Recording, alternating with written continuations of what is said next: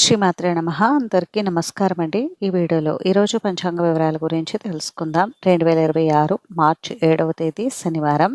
స్వస్తి శ్రీ చాంద్రమాన శ్రీ విశ్వావసు నామ సంవత్సరం ఉత్తరాయణం శిశిర ఋతువు పాల్గొన మాసం బహుళపక్షం చవితి తిథి.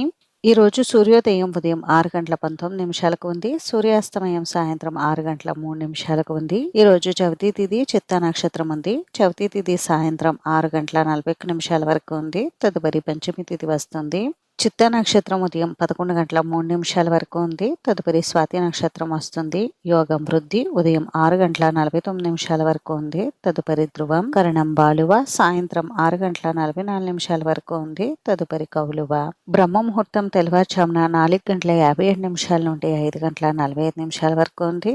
అభిజిత్ ముహూర్తం మధ్యాహ్నం 12:03 నుండి 12:50 వరకు. అమృతకాలం తెల్లవారుజామున 3:29 నుండి 6:48 వరకు ఉంది. శుభ సమయం ఉదయం 7 గంటల నుండి 9 గంటల వరకు ఉంది. తిరిగి తదుపరి శుభ సమయం మధ్యాహ్నం 2 గంటల నుండి 4 గంటల వరకు అయితే ఉంది.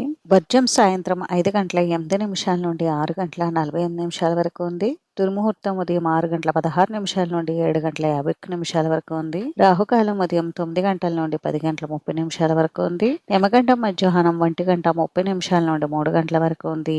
గుళిక కాలం ఉదయం 6:33 నుండి 8:02 వరకు అయితే ఉంది.